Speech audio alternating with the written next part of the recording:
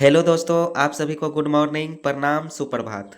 आज की क्लास में हम लोग पढ़ेंगे रेलवे सामान्य विज्ञान के कुछ अति महत्वपूर्ण प्रश्न। ये सभी प्रश्न दोस्तों एग्जाम में बार बार पूछे गए हैं, वीवीआई है। इसलिए आप लोगों को क्या करना है, अपने अपने नोटबुक को निकाल लेना है और नोट करते जाना है। पहला नंबर सवाल यहाँ पे क्या कह रहा है, देखिए आप लोग। Center for advance technology CAT कहाँ स्थित है? तो इसका आंसर हो जाएगा मेरे प्यारे बच्चों इंदौर। ठीक है, ऑप्शन नंबर एक क्या हो जाएगा हम लोगों का, सही हो जाएगा। ऑप्शन नंबर एक हम लोगों का सही हो जाएगा। ठीक है, सेंटर फॉर एडवांस टेक्नोलॉजी याद करते चलिएगा। अब चलिए नेक्स्ट नंबर सवाल को हम लोग चर्चा करते हैं। क्या है दूसरा नंबर सवाल, यहाँ पे देखिए। मधुमक्खी पालन संबंधित है, यहाँ पे आप लोग पढ़िए प्रश्न को। मधुमक्खी पालन संबंधित है, तो ये संबंधित है मेरे प्यारे बच्चों एपी कल्चर, या तो इसको हम लोग इस प्रश्न को कह सकते हैं मधुमक्खी पालन का अध्ययन। ठीक है, अध्ययन क्या कहलाता है, तो मधुमक्खी पालन का अध्ययन कहलाता है एपी कल्चर। ठीक है, ऑप्शन नंबर दो हम लोगों का क्या हो जाएगा,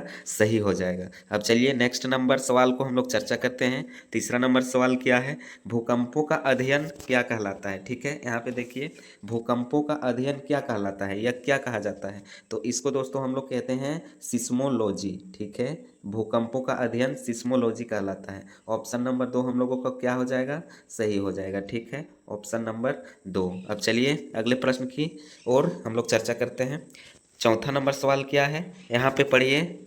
आधुनिक वनस्पति विज्ञान का जनक किसे कहा जाता है? यहाँ पे देखिए आधुनिक वनस्पति विज्ञान का जनक किसे कहा जाता है, तो इसको दोस्तों कहा जाता है लिनियस को। ऑप्शन नंबर दो में ही दिया हुआ है, सभी प्रश्न दो में ही दिया हुआ है। ठीक है, दो नंबर इसका क्या हो जाएगा, आंसर सही हो जाएगा। चलिए अगले प्रश्न की ओर चर्चा करते हैं हम लोग। पांचवा नंबर सवाल को देखते हैं क्या है, जंतु विज्ञान का जनक किसे कहा जाता है? सभी प्रश्न दोस्तों हम लोगों को बहुत ही इम्पोर्टेंट मिल रहा है। जितने भी प्रश्न को मैंने इकट्ठा किया है सभी प्रश्न दोस्तों वीवीआई हैं। ठीक है, सभी रेलवे एग्जाम में, आरआरबी एग्जाम में पूछा गया प्रश्न है, इसलिए आप लोग नोट करते चलिएगा। ठीक है, जंतु विज्ञान का जनक किसे कहा जाता है, तो दोस्तों यहाँ पे दिया हुआ है अरस्तु। ऑप्शन नंबर एक में जो दिया हुआ है अरस्तु, यही हम लोगों का सही हो जाएगा। अरस्तु ऑप्शन नंबर एक, जंतु विज्ञान का जनक। अब चलिए अगले नंबर प्रश्न की ओर हम लोग चर्चा करते हैं। छठा सवाल क्या है, छठा सवाल है दोस्तों, यहाँ पे देखिए क्या कह रहा है। ट्रेडमिल टेस्ट कौन सी चिकित्सा से संबंधित है? ट्रेडमिल टेस्ट कौन सी चिकित्सा से संबंधित है? यहाँ टेस्ट की बात कर रहा है, तो ये दोस्तों यहाँ पे रोगी संबंधित यहाँ पे टेस्ट है। ठीक है, ये भी प्रश्न वीवीआई है। तो यहाँ पे देखिए पहला नंबर ऑप्शन में दिया हुआ है हृदय, दूसरा में फेफड़ा, तीसरा में गुर्दा और चौथा में पैर। इन चारों में दोस्तों कोई एक आंसर सही होगा, तो इसका आंसर हो जाएगा मेरे प्यारे बच्चों, इसका आंसर हो जाएगा गुर्दा। ये गुर्दा से संबंधित है। ऑप्शन नंबर तीन हम लोगों का सही हो जाएगा, ट्रेडमिल टेस्ट याद कर लीजिएगा। अब चलिए नेक्स्ट नंबर सवाल की ओर चर्चा करते हैं हम लोग। सातवां नंबर सवाल क्या है, ये भी सवाल दोस्तों बहुत ही वीवीआई है। ठीक है, इसको वेरी वेरी हम लोग इम्पोर्टेंट बोल सकते हैं। ठीक है, बहुत ज़्यादा एग्जाम में पूछ चुका है, बहुतों बार एग्जाम में देखने को मिला है दोस्तों ये प्रश्न, इसलिए आप लोगों को क्या करना है, रट लेना है। प्रश्न क्या है, यहाँ पे देखिए, होमोसेपियंस किसका वैज्ञानिक नाम है? तो दोस्तों आप लोगों को ऐसे ऐसे प्रश्न को कंठस्थ याद रखना होगा। तो होमोसेपियंस दोस्तों हम लोग मनुष्य को कहते हैं। ठीक है, होमोसेपियंस किसका वैज्ञानिक नाम है, तो मनुष्य का वैज्ञानिक नाम क्या है, मनुष्य का वैज्ञानिक नाम दोस्तों है होमोसेपियंस। ठीक है, याद कर लीजिएगा। ऑप्शन नंबर तीन हम लोगों का क्या हो जाएगा, सही हो जाएगा। अगर वहीं दोस्तों बात करें बाघ का वैज्ञानिक नाम क्या है, तो बाघ का वैज्ञानिक नाम दोस्तों होता है पैंथरा टाइग्रिस। ठीक है, पैंथरा टाइग्रिस, इसको भी याद कर लीजिएगा, ये भी दोस्तों एग्जाम में पूछा जाता है टाइग्रिस। ठीक है, टाइग्रिस इस तरह से ठीक है होता है, पैंथरा टाइग्रिस आप लोग याद कर लीजिएगा। अगर पूछे मेढक का वैज्ञानिक नाम क्या है, तो ये भी एग्जाम में पूछता है, तो इसका वैज्ञानिक नाम होता है राणा टिग्राना, राणा टिग्राना। ठीक है, इसको भी याद कर लीजिएगा। और गुलाब का, इसको दोस्तों रोजा के नाम से जानते हैं, रोजा। ठीक है, इसका वैज्ञानिक नाम रोजा होता है। तो ये सभी प्रश्न दोस्तों एक प्रश्न में हम लोगों का चार सवाल यहाँ पे बन गया, तो इसको भी आप लोगों को नोट करते जाना है। अब चलिए नेक्स्ट नंबर प्रश्न को चर्चा करते हैं। यहाँ पे आठवां नंबर सवाल क्या है, स्वप्नों का अध्ययन कहलाता है। स्वप्नों का अध्ययन क्या कहलाता है, यहाँ पे देखिए स्वप्नों का अध्ययन कहलाता है। तो स्वप्नों का अध्ययन दोस्तों कहलाता है, यहाँ पे आप लोग देख सकते हो ओनिरोलॉजी ऑप्शन नंबर 3 में दिया हुआ है। ऑप्शन नंबर 3 क्या हो जाएगा हम लोग का, सही हो जाएगा, ओनिरोलॉजी। ठीक है, स्वप्नों का अध्ययन कहलाता है। अब चलिए नेक्स्ट नंबर सवाल की ओर चर्चा करते हैं हम लोग। 9वां नंबर सवाल क्या है, केंद्रीय वनस्पति अनुसंधान संस्थान कहाँ स्थित है। केंद्रीय वनस्पति अनुसंधान संस्थान कहाँ स्थित है, तो इसका ऑप्शन नंबर दोस्तों हम लोगों का सही हो जाएगा 1। ठीक है, लखनऊ। ठीक है, लखनऊ इसका आंसर हो जाएगा, लखनऊ। चलिए एक बार फिर से कर देते हैं, लखनऊ ऑप्शन नंबर 1। ठीक है, ये दोस्तों लखनऊ जो है उत्तर प्रदेश में पड़ता है, उत्तर प्रदेश, इसको भी याद कर लीजिएगा। अब चलिए नेक्स्ट नंबर सवाल को चर्चा करते हैं। 10वां नंबर सवाल क्या है, फलों का अध्ययन कहलाता है, या तो प्रश्न में पूछ देगा फलों का अध्ययन क्या कहलाता है।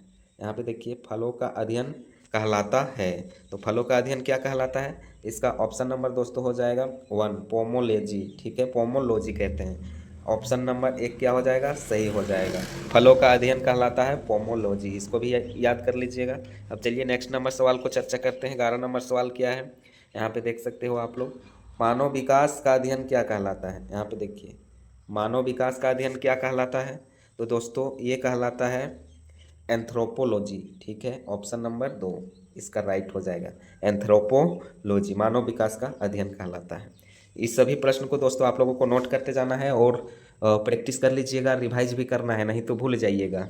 ठीक है, अब चलिए नेक्स्ट नंबर सवाल की ओर चर्चा करते हैं। यहाँ पे क्या है, 12 नंबर प्रश्न, ऑस्टियोलॉजी। ठीक है, ऑस्टियोलॉजी किसका अध्ययन है। यहाँ पे हिंदी में भी लिखा हुआ है ऑस्टियोलॉजी। तो ऑस्टियोलॉजी से हम लोग किस चीज़ का अध्ययन करते हैं, नाम से ही पता चल रहा है दोस्तों, अस्थियाँ। ठीक है, अस्थियों का अध्ययन क्या कहलाता है, ऑस्टियोलॉजी कहलाता है। तो इसका ऑप्शन नंबर 4 क्या हो जाएगा, राइट हो जाएगा, सही हो जाएगा। अब चलिए अगला प्रश्न को हम लोग चर्चा करते हैं। क्या है, यहाँ पे आप लोग देख सकते हो, देखिए यहाँ पे 13 नंबर सवाल क्या है, केंद्रीय औषधि अनुसंधान संस्थान कहाँ स्थित है। केंद्रीय औषधि, तो ये भी दोस्तों लखनऊ में है हम लोगों का। ठीक है, कहाँ है, लखनऊ में, ये भी लखनऊ में स्थित है, केंद्रीय औषधि अनुसंधान। ऑप्शन नंबर 1 क्या हो जाएगा, सही हो जाएगा। अब चलिए अगले प्रश्न की ओर हम लोग देखते हैं क्या है। 14 नंबर सवाल है, केंद्रीय चावल अनुसंधान संस्थान कहाँ अवस्थित है या स्थित है, ऐसे भी पूछ सकता है। तो ये स्थित है दोस्तों कटक में। ठीक है, कटक में ये स्थित है। ऑप्शन नंबर 3 हम लोगों का क्या हो जाएगा, सही हो जाएगा, कटक, कटक। ठीक है, अब चलिए नेक्स्ट नंबर सवाल को चर्चा करते हैं। कीटों का अध्ययन कहलाता है। ठीक है, कीटों का अध्ययन क्या कहलाता है, तो यहाँ पे देखिए ये दोस्तों कहलाता है एंटोमोलॉजी। ठीक है, ऑप्शन नंबर 3 क्या हो जाएगा, सही हो जाएगा, एंटोमोलॉजी कीटों का अध्ययन कहलाता है। ये भी प्रश्न बहुत ही भिवियाय है, आप लोगों को पढ़ते जाना है, रटते जाना है, नोट करते जाना है।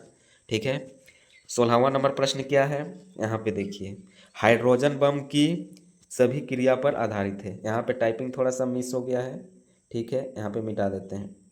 चलिए क्या है, यहाँ हाइड्रोजन बम की सभी क्रिया पर आधारित है, यहाँ पे गलत लिखा हुआ है, यहाँ पे इसको मिटा देते हैं। ठीक है, हाइड्रोजन बम यहाँ पे लिख देते हैं किस किस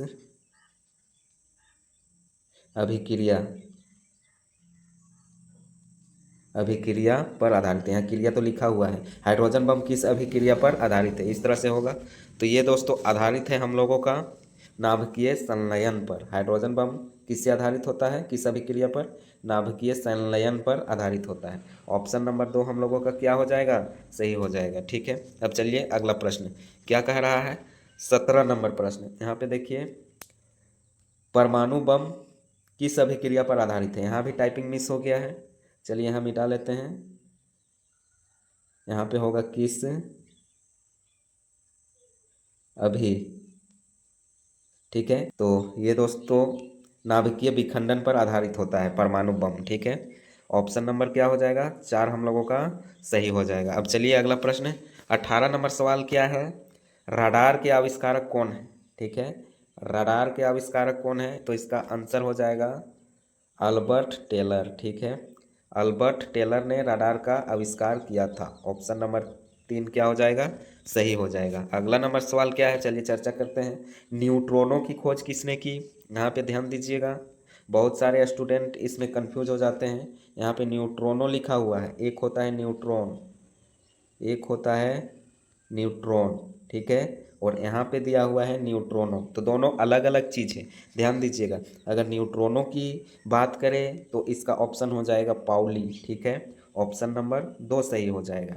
अगर यहाँ पे न्यूट्रॉन की बात करें तो इसका आविष्कारक है दोस्तों जेम्स चैडविक, ठीक है, जेम्स चैडविक, जेम्स चैडविक, ध्यान दीजिएगा, जेम्स चैडविक, आप लोग इसको नोट कर लीजिएगा, जेम्स चैडविक। अगर न्यूट्रॉनों की बात करें तो इसका आविष्कारक है पाउली, अगर न्यूट्रॉन की बात करें तो इसका आविष्कारक है जेम्स चैडविक, ध्यान दीजिएगा। अब चलिए 20 नंबर सवाल क्या कह रहा है, यहाँ पे देखिए, आवर्त के नियम की खोज किसने की। ये भी प्रश्न बहुत ही भिभिया है। आवर्त के नियम की खोज किसने की, तो इसका आंसर हो जाएगा मेरे प्यारे बच्चों मेंडलीफ, ठीक है, आवर्त के नियम की खोज मेंडलीफ ने किया था। ऑप्शन नंबर 4 हम लोगों का सही हो जाएगा। 21 नंबर सवाल क्या है, चलिए देखते हैं यहाँ पे, पढ़िए, प्रथम नाभिकीय रिएक्टर किसके निर्देशन से बनाया गया था। प्रथम नाभिकीय रिएक्टर किसके निर्देशन से बनाया गया था, तो ये बनाया गया था मेरे दोस्तों एनरिको फर्मी के निर्देशन से, ठीक है, एनरिको फर्मी के निर्देशन से बनाया गया था नाभिकीय रिएक्टर, वो भी कौन सा, प्रथम। या सवाल है हम लोगों का, प्रथम हाइड्रोजन बम कब बनाया गया था। यहाँ पे ध्यान दीजिए, बहुत ही भिभिया सवाल, प्रथम हाइड्रोजन बम कब बनाया गया था, तो ये बनाया गया था मेरे प्यारे बच्चों, ध्यान दीजिएगा 1952 ईस्वी में, ठीक है। इसका ऑप्शन नंबर कौन वाला सही हो जाएगा, 4 नंबर सही हो जाएगा। प्रथम हाइड्रोजन बम 1952 ईस्वी में बनाया गया था। अब चलिए नेक्स्ट नंबर सवाल की ओर चर्चा करते हैं हम लोग। यहाँ पे देखिए, प्रोटॉन किस प्रकार का कण है। यहाँ पे देखिए, प्रोटॉन किस प्रकार का कण है। यहाँ पे देखिए, पहला में आवेशहीन दिया हुआ है धन आवेश, दूसरा में ऋण आवेश, तीसरा में, और चौथा ऑप्शन में कोई नहीं है। तो कौन सा ऑप्शन होगा। देखिए दोस्तों, याद रखिएगा, प्रोटॉन जो होता है वो धन आवेश युक्त होता है, ठीक है, धन आवेश युक्त होता है। ऑप्शन नंबर 2 सही हो जाएगा। अब चलिए नेक्स्ट नंबर सवाल को चर्चा करते हैं। इलेक्ट्रॉन किस प्रकार का कण है। यहाँ पे ध्यान दीजिएगा, इलेक्ट्रॉन किस प्रकार का कण है। जस्ट दोस्तों 23 नंबर सवाल की तरह ही है, उसमें प्रोटॉन पूछा था, इसमें इलेक्ट्रॉन पूछ दिया है। तो इलेक्ट्रॉन दोस्तों ऋण आवेश होगा, ठीक है, ध्यान दीजिएगा, इलेक्ट्रॉन क्या होगा, ऋण आवेश होगा, ऋण आवेश यानी माइनस में इसका चार्ज होता है, ठीक है, ध्यान दीजिएगा, इसका चार्ज माइनस में होता है, ध्यान दीजिएगा, इसलिए ये क्या हो जाता है, ऋण आवेश हो जाता है। और अगर वहीं प्रोटॉन की बात करें, प्रोटॉन की बात करें तो उसमें धन आवेश होता है, पॉजिटिव चार्ज होता है, पॉजिटिव चार्ज, ठीक है, ये चीज़ ध्यान दीजिएगा। अब चलिए आज का अंतिम नंबर प्रश्न क्या है, न्यूट्रॉन किस प्रकार का कण है, ठीक है। यहाँ पे देखिए, इलेक्ट्रॉन, प्रोटॉन, न्यूट्रॉन, ठीक है, ये तीनों चीज़ यहाँ पे दिया हुआ है। तो किस प्रकार का दोस्तों ये कण है, यहाँ पे देखिए, तो ये दोस्तों आवेशहीन है, इसमें ना तो पॉजिटिव चार्ज होता है ना ही नेगेटिव चार्ज होता है, इसमें ना तो पॉजिटिव चार्ज होता है और ना ही नेगेटिव चार्ज होता है। देखिए, ना माइनस चार्ज होता है ना प्लस चार्ज होता है, ये आवेशहीन होता है। ये क्या होता है, आवेशहीन होता है। ऑप्शन नंबर 3 क्या हो जाएगा, सही हो जाएगा, ठीक ठीक है, ऑप्शन नंबर 3 इसका क्या हो जाएगा, आंसर हो जाएगा, सही हो जाएगा।